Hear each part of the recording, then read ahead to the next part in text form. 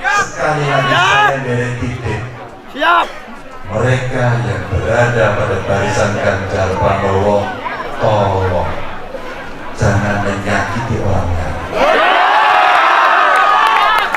Jangan hinakan orang lain. Kalau kita mau melakukan pemilihan, mau menengok apa yang akan terjadi besok, tidak bisa kita melihat janji hari ini.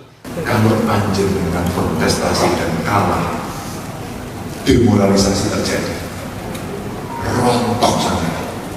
Prediktor terbaik atas perilaku masa depan adalah perilaku masa lalu. Bila di masa lalunya tidak peduli, jangan harap besok peduli. Bila di masa lalunya memperjuangkan, insya Allah besok akan memperjuangkan. Ini adalah pola. Jangan bully orang lain dan jangan membuat hoax. Jadi izinkan saya dalam kesempatan ini mengajak kepada semua, mari kita konsisten. Kalau kita ingin memperjuangkan keadilan, maka pilihlah mereka yang memiliki rekam jejak untuk menunjukkan keadilan, untuk menghadirkan keadilan. Rekam jejak bukan sekedar rencana dan janji ke depan, tapi tengoklah ke belakang apa yang sudah dikerjakan, karena itu adalah bukti. Selamat siang, salam sejahtera untuk kita semuanya. Om Swastiastu, Namo Buddhaya, Rahayu. Merdeka! Bapak Ibu sekalian, saya bersama istri hadir di Pandeglang di Surabaya ini untuk sowan kepada panjenengan. Disinilah perlawanan itu pernah dilakukan. Disinilah penindasan itu kita lawan. Dan disinilah kita tidak pernah punya kata menyerah.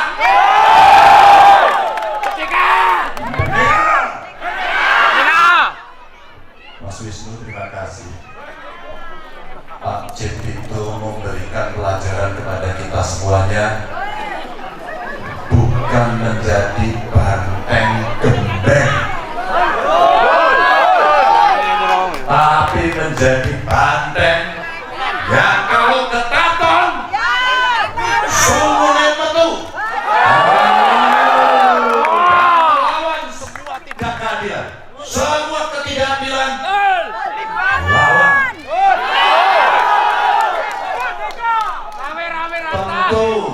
Tentu Muhtar tadi sampaikan, sejarah panjang itu melahirkan banyak tokoh karena perjuangan dari tempat ini. Maka mereka yang pada masa itu tahu sejarah di mana Pandeglang ini berada, pasti mereka adalah orang-orang yang jasmaya. Dan jangan sekali-kali meninggalkan sejarah itu.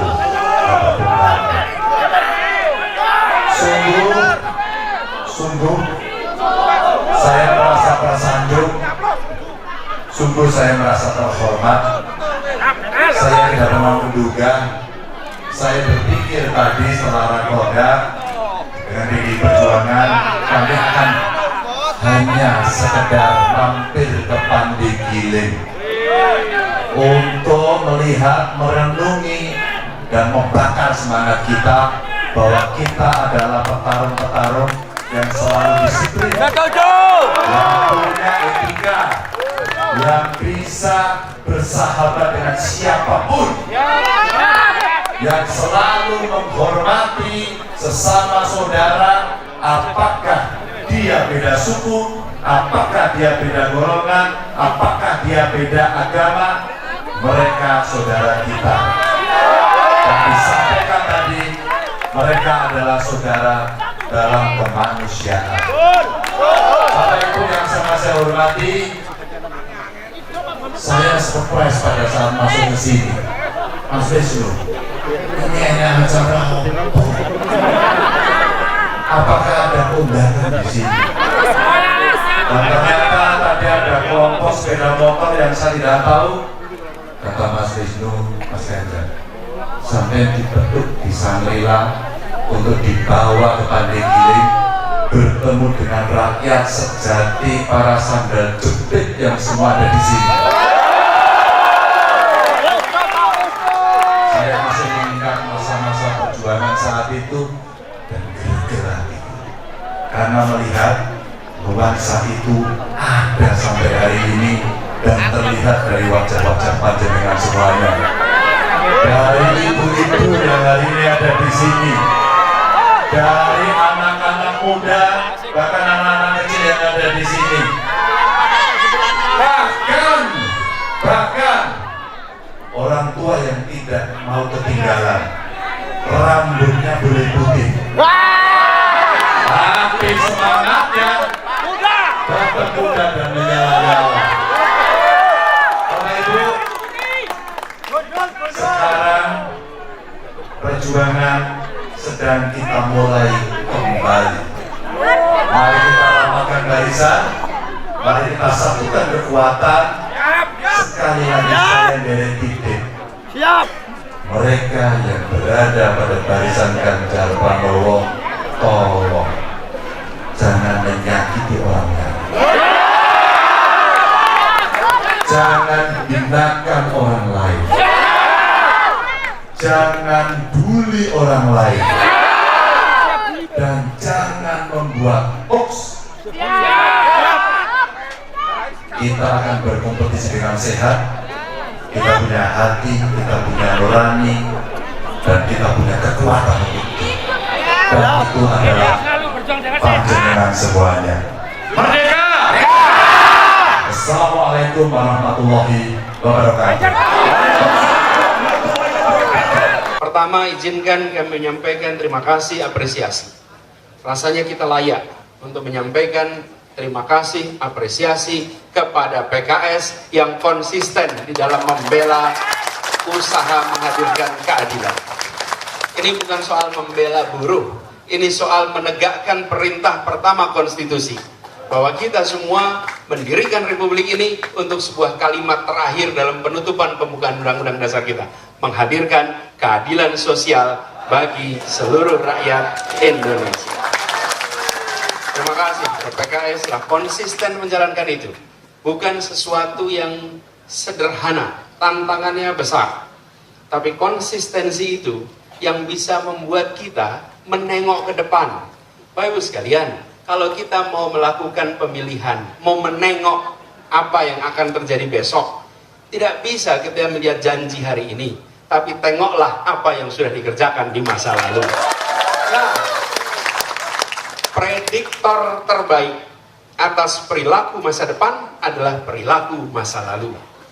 Bila di masa lalunya tidak peduli, jangan harap besok peduli. Bila di masa lalunya memperjuangkan, insya Allah besok akan memperjuangkan. Ini adalah pola. Karena itulah kenapa kita bicara tentang rekam jejak, bicara tentang apa yang digunakan ketika menjalankan amanat di masa lalu sebagai prediktor apa yang akan dikerjakan di masa depan. Dan terkait dengan urusan ini, kita semua menyaksikan bahwa yang dibutuhkan untuk Indonesia maju, Indonesia bisa sejahtera, Indonesia bisa merasakan sebuah perasaan keadilan adalah keputusan-keputusan yang mendasarkan kepada prinsip kesetaraan, prinsip keadilan. Itu yang dibutuhkan. Karena itu membuat kita bisa maju. Nah, seringkali kita menghadapi tantangan. Kenapa tantangan? Ada sebagian yang sudah maju berkembang, ketika sudah maju berkembang, tidak mau memikirkan yang belum maju. Sudah mikirin diri sendiri. Tapi kita juga rasanya sering begitu. Ini observasi nih Pak. Saya kalau hadir di sebuah acara, seringkali habis acara selesai, terus kita foto-foto. Betul ya? Foto-foto nih, panis kita foto, rebutan foto-foto. Ramai betul kalau rebutan foto-foto itu. Dan pada saat ramai rebutan foto-foto itu, kemudian tidak lama ada yang bilang, udah, panis capek. Saya perhatikan siapa yang bilang, yang sudah selesai selfie. Iya. Yang bilang udah cukup, itu yang udah selesai. Yang belum ini loh, saya kapan gilirannya? Betul nggak? Bapak sekalian, di Republik ini banyak yang sudah sejahtera. Jangan lupakan mereka yang sedang berjuang untuk menuju sejahtera. Jangan karena sudah sejahtera, udah ya. Dulu nggak apa-apa diatur adil, sekarang udah ya, saya sudah makmur nih. Ya? Sekarang kita tidak bicara keadilan lagi, jangan. Karena banyak Republik ini giliran untuk naik, dan untuk naik kelas. Itulah yang kemudian jadi prinsip. Jadi kemarin ketika kami bertugas di Jakarta, saya cerita sedikit boleh ya? Ada kode macam, ada pada 5 menit juga Pak Enggar. Ini prinsip kesetaraan katanya, 5 menit cuma. Tapi gini, saya cerita sedikit. Kita semua yang memegang amanah selalu harus mengambil keputusan. Karena tugas pemimpin sesungguhnya adalah membuat keputusan. Itulah tugasnya. Diberikan kewenangan untuk dia mengambil keputusan. Karena itu harus kita memiliki prinsip apa yang digunakan kalau mengambil keputusan. Dasarnya apa? Dan saya sering sampaikan berkali-kali, di dalam mengambil keputusan, kami di Jakarta mencoba menggunakan 4 pegangan. Nomor 1, prinsip keadilan dan kesetaraan. Ini nomor 1. Prinsip dasar. Nomor 2, akal sehat. Data, fakta. Ini nomor 2. Nomor 3, kepentingan umum, kepentingan bersama, kepentingan publik. Yang keempat, undang-undang, aturan, regulasi. Urutannya begitu. Kalau urutannya dibalik, Bapak sekalian, kita akan ketemu aturan undang-undang yang tidak sesuai dengan prinsip keadilan, yang tidak sesuai dengan akal sehat, yang tidak sesuai dengan kepentingan publik. Selesai, 3 yang lain hilang. Kalau urutannya diubah. Nah, kita sering menemukan situasi begitu. Saya beri contoh. Di tahun 2020, kita terhantam COVID. Kita ingat ya semua COVID. Ini banyak perekonomian kita kontraksi mengecil. Apa yang terjadi kemudian? Kemudian diambil keputusan. Karena setiap akhir bulan Oktober selalu ada keputusan soal UMP. Kita selalu diskusi nih soal UMP. Dan seperti ceritakan tadi Pak Arief, bahwa kalau udah bicara UMP itu kita serius. Kita bukan bicara di depan publik saja. Kita bicara percakapan serius dengan teman-teman, tokoh buruh, dan juga dengan pengusaha. Dan kami sampaikan, kita ingin cari jalan keluar yang adil, yang fair. Bicara dengan semuanya. Jadi teman-teman semua jadi saksinya lah sama proses perjalanan. Dan pada saat itu dikatakan bahwa UMP-nya tidak naik. Kenapa? Karena perekonomian mengalami kontraksi. Saya katakan iya benar, perekonomian kontraksi. Tapi tidak semua sektor mengalami kontraksi. Kalau dibuat grafik, ada yang turun, ada yang naik. Perusahaan yang membuat masker, naik sekali. Perusahaan di sektor kesehatan naik semua. Kenapa di sektor yang naik buruhnya tidak boleh mengalami peningkatan upah? Harus mereka mendapatkan kesempatan. Karena apa? Lalu pemilik perusahaan yang mengalami lonjakan keuntungan, lalu yang bekerja tidak boleh merasakan bagian dari kerjanya untuk mendapatkan porsinya. Betul tidak? Jakarta menjadi satu-satunya provinsi yang membuat kebijakan UMP asimetrik. Tidak sama, tergantung sektor. Sektor perhotelan, ya tentu saja tutup hotelnya. Sektor kuliner tutup. Tapi kalau sektornya kesehatan, itu booming sebagai kegiatan ekonomi. Saya berikan contoh. Kalau kita menggunakan prinsip yang nomor 4 saja, maka keadilan hilang, akal sehat hilang, kepentingan publik hilang. Itu yang kita coba kerjakan di Jakarta. Dan itu juga yang nanti akan jadi pegangan ketika bicara ke depan. Kalau yang peristiwa tahun 2021, UMP kita yang berbeda dengan kebijakan nasional, semuanya sudah tahu itu. Saya tidak perlu ceritakan. Tapi kita ingin mengambil posisi yang jelas, sikapnya begitu. Dan saya cerita sedikit nih, di akhir tahun 2021 kami undang para pengusaha-pengusaha di Jakarta. Cara mengundangnya bagaimana? Kami undang 50 pembayar pajak terbesar di Jakarta. Jadi yang diundang bukan asosiasinya, tapi 50 pembayar pajak terbesar. Kan udah jelas nih, paling gede ini. Dan semua datang dengan pertanyaan kebijakan gubernur soal UMP. Jadi di dalam ruangan makan malam, saya sampaikan kepada semua Bapak Ibu sekalian, kita berada di Balai Agung, Balai Kota DKI Jakarta. Lokasi kita hanya 1 kilometer kurang lebih dari Gedung Pancasila, di mana gedung itu lokasi para pendiri Republik berkumpul, bermusyawarah. Saya ingin ingatkan pada semua, yang berkumpul di ruangan itu pada saat Republik ini didirikan adalah orang-orang yang secara sosial ekonomi makmur, secara keterdidikan amat terdidik. Di saat 95% penduduk kita buta huruf, mereka cendekiawan, mereka berasal dari kalangan yang secara sosial ekonomi tinggi. Tapi apa yang mereka susun? Mereka menyusun sebuah republik baru yang mengandalkan pada prinsip keadilan. Republik ini didirikan dengan niat untuk satu, menggulung kolonialisme, yang kedua, menggelar keadilan sosial dan kesejahteraan bagi seluruh rakyat Indonesia. Kita sekarang berada 1 kilometer di tempat itu, berkumpul di sini. Yang ada di ruangan ini semuanya adalah orang-orang yang sudah merasakan manfaat kemerdekaan. Yuk kita tengok 50 tahun yang lalu kita berada di mana, 40 tahun yang lalu kita berada di mana, rumahnya seperti apa, kendaraannya seperti apa, bisa nggak nyekolahin anak di mana-mana. 50 tahun lalu, 40 tahun lalu, kita semua yang di ruangan ini bukan siapa-siapa. Republik ini telah memberikan kepada kita semua yang berada di ruangan ini kesempatan untuk merasakan kesejahteraan. Sekarang saatnya kita dalam situasi begini mengambil sikap, bukan sekedar mengikuti peraturan, mengambil sikap. Apakah saya mau ambil tanggung jawab sebagai bagian yang ikut melunasi janji kemerdekaan, atau saya hanya menjadi bagian yang egois memikirkan diri kita sendiri? Pertanyaan itu dijawab oleh kita semua, karena kita berada di tempatnya sebagai yang bertanggung jawab. Dan itu unik, di ujung malah semuanya memahami, menyetujui. Ini semua saya ingin sampaikan, bahwa kita bukan hanya berdebat regulasi.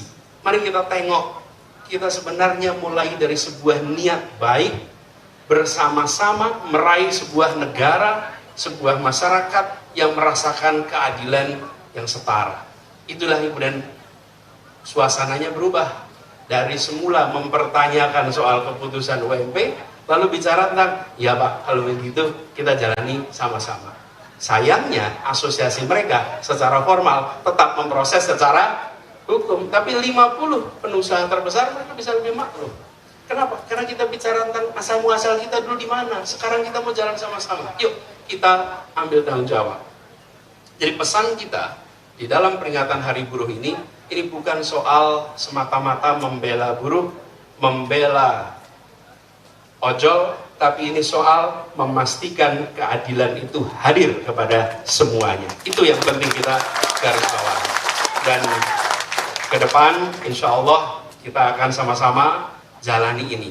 Jadi tadi sempat saya pesankan oleh Pak Presiden bahwa kita menginginkan sebuah ekosistem yang sehat. Kalau adil, semua akan punya kesempatan tumbuh. Dalam jangka pendek, koreksi kepada sebuah sistem untuk adil pasti menimbulkan suasana tidak nyaman dalam jangka pendek. Karena yang biasanya mendapatkan berlebih, kemudian mengalami pengurangan. Yang kemarin dapatnya kurang, mendapatkan peningkatan. Dalam jangka pendek ada kontraksi. Tapi dalam jangka panjang, kita akan merasakan Indonesia yang stabil, Indonesia yang aman, Indonesia yang sejahtera. Kenapa? Karena ada rasa keadilan. Rasa keadilan itulah yang membuat kita semua akan tumbuh. Dan ini sudah dilakukan di banyak negara. Jadi kami yakin, insya Allah dengan prinsip-prinsip yang kita pegang selama ini kita teruskan ke depan. Kalau diwujudkan dalam satu kalimat, bukan mengecilkan yang besar, tapi membesarkan yang kecil. Yang besar biar tambah besar, tapi yang kecil jangan terus-menerus kecil. Yang kecil ekonominya, rumah tangganya harus mengalami peningkatan. Jadi izinkan saya dalam kesempatan ini mengajak kepada semua, mari kita konsisten. Kalau kita ingin memperjuangkan keadilan, maka pilihlah mereka yang memiliki rekam jejak untuk menunjukkan keadilan, untuk menghadirkan keadilan. Rekam jejak bukan sekedar rencana dan janji ke depan, tapi tengoklah ke belakang apa yang sudah dikerjakan, karena itu adalah bukti.